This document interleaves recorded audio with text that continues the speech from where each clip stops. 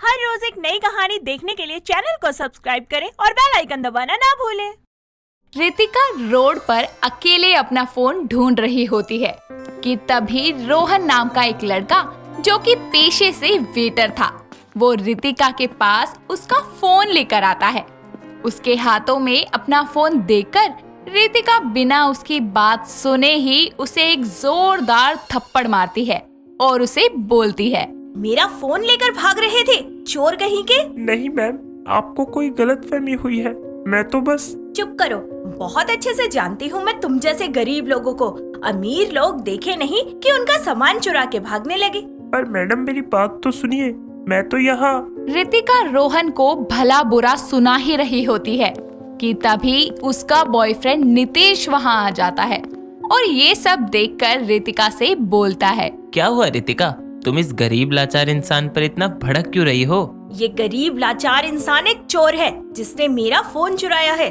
नहीं sir, madam को गलतफहमी हो रही है।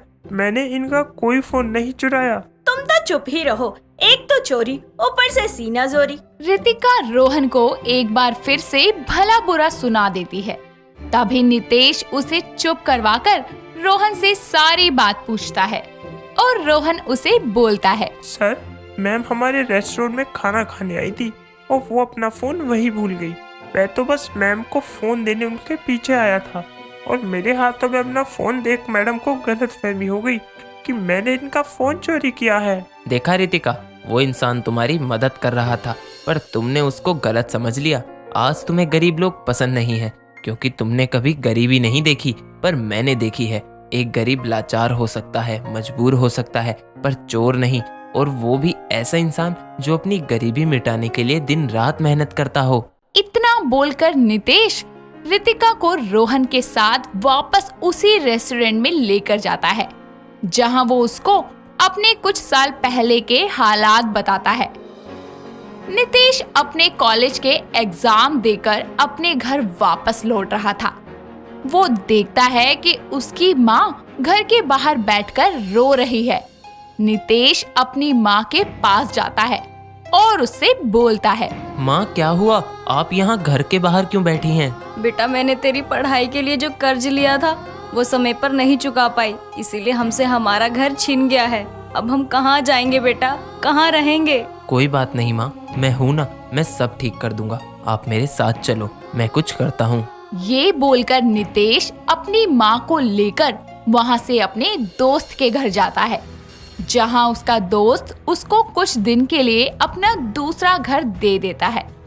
जिसके बाद नितेश एक छोटी सी शॉप पर काम करने लगता है और एक दिन कुछ पैसों की मदद के लिए वो अपनी ताई कमलेश के घर फोन कर अपनी ताई से बोलता है, ताई, वो मुझे कुछ पैसों की जरूरत थी, अगर आप दे देती तो। अभी तो मैं नहीं दे पाऊंगी। अब तुझे पता तो है बेटा कि कितने खर्चे होते हैं। वो तो है ताई, पर कुछ पैसों की मदद कर दो, मैं बहुत जल्द आपको लौटा दूंगा। हाँ बेटा, क्या बोल रहा है तू? तेरी आवाज साफ नहीं आ रही। Hello hello. कमलेश बहाने मारकर उसका कॉल कट कर देती है और फिर उसका नंबर तक ब्लॉक कर देती है। जिसके बाद नितेश बार बार कमलेश को फोन करने की ट्राई करता है, पर कमलेश का नंबर लगता भी कैसे, जिस वजह से नितेश अपने कॉलेज की फीस जमा नहीं कर पाता और उसका कॉलेज जाना बंद हो जाता है।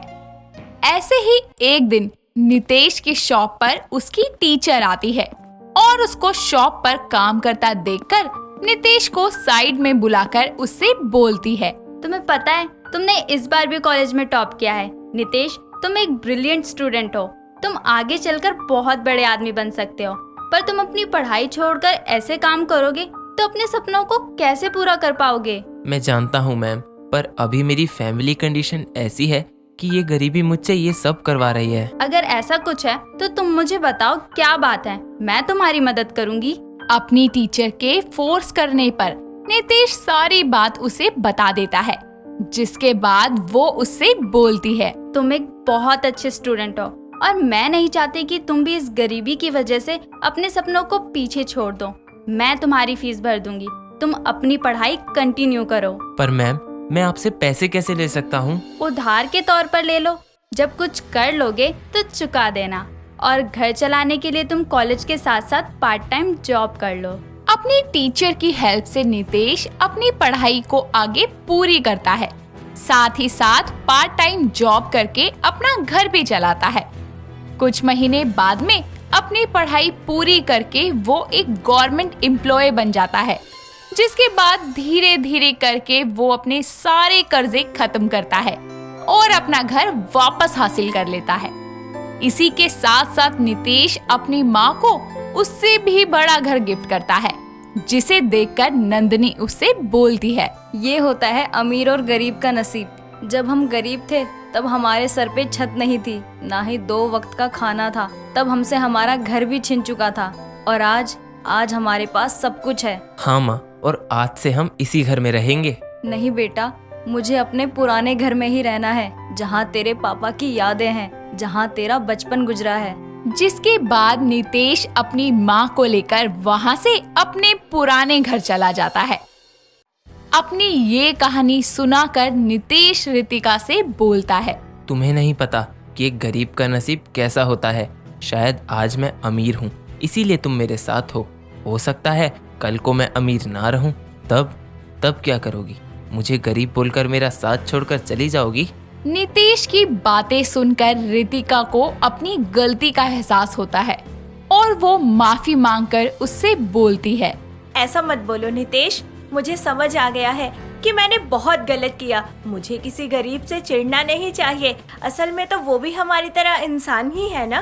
तुम्हें अपनी गलती का एहसास हुआ, ये बहुत अच्छी बात है, पर तुम्हें माफी मुझसे नहीं रोहन से मांगनी चाहिए। रोहन, मुझे माफ कर दो, मैंने तुम्हारे साथ बहुत गलत किया। अरे मैम, कोई बात नहीं, गलती तो हर किसी से हो जाती है, पर मुझे बहुत अच्छा लगा कि सर इतने समझदार और नेक दिल इंसान हैं। तो अपने रेस्टोरेंट का सबसे अच्छा खाना मुझे और सर को खिलाओ। हाँ, क्यों नहीं, आप मुझे ऑर्डर दीजिए।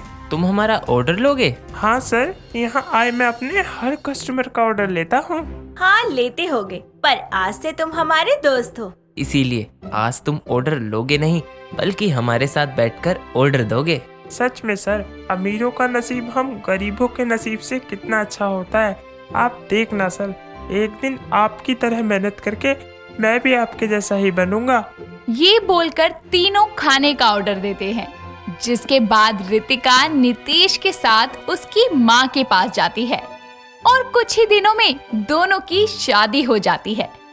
शादी के कुछ सालों बाद में नितेश और रितिका की मुलाकात रोहन से फिर होती है, जो कि एक वेटर से एक अमीर इंसान बन जाता है और इसके लिए वो नितेश का बहुत शुक्रिया करता है। रेशमा अपनी मॉडलिंग के लिए इतनी ज्यादा पैशनेट थी कि वो अपनी मॉडलिंग से ज्यादा किसी को कुछ नहीं समझती थी। उसके परिवार में उसकी माँ राधा, पिता धर्मेश, भाई राज और एक बूढ़ी दादी रहती थी, जिसे रेशमा का मॉडल बनना बिल्कुल भी पसंद नहीं था। वो अक्सर ही उसे इन सब के लिए रोका टोका करते थे, पर रेशमा किसी की बात नहीं सुनती थी। ऐसे ही एक दिन वो न्यूज़पेपर का बना हुआ ड्रेस पहनकर अपने कमरे से बाहर आती है। उसे ऐसा देखकर सबके होश ही उड़ जाते हैं। कौन से दिन दिखवा रहे हो मेरे को? रात छोरी, अरे निर्लज, बेशरम, अरे ये क्या पहन लिया? और कपड़े नहीं है क्या तेरे पास जो ये न्यूज़पेपर लपेट के आ गई? जल्दी जा और कपड़े पहन, घर में बाप भाई हैं, सबके सामने ऐसी अधनंगी घूमेगी क्या? Please mom, it's fashion. आपको पता भी है ये न्यूज़पेपर का ड्रेस कितना ट्रेंडी है। अरे ये न्यूज़पेपर लपेटना कब से फैशन बन गया? रे अंदर जा और कपड़े पहन, यो कागज कहीं फटवट गया ना, ते मैं बता रही हूँ, मैं तने बता दूंगी। हाँ दादी, तुम ठहरी पुराने जमाने की, आपका दौर ना कब का चला गया। ये आज का टाइम है और आज ना मेरा मॉडलिंग का ऑडिशन है जो मैं देने जा रही हूँ और शाम को घर आऊंगी वापस। अरे रुक, क्या इन्हीं कपड़ों में जाएगी? कपड़े पहन कर आ, वरना आज तू बाहर ही नहीं जाएगी। अरे आपको दिख नहीं रहा क्या? कपड़े पहने तो है और कितने क्लासी भी लग रहे हैं, और मुझे जाना है। प्लीज ना, आप दोनों अपना ये लेडी ड्रामा बंद करो। अरे कहीं नहीं जाएगी तू, समझी? माँ, मेरा हाथ छोड़ो। क्या है यार, जाने दो ना मुझे जाना है तो मतलब जाना है।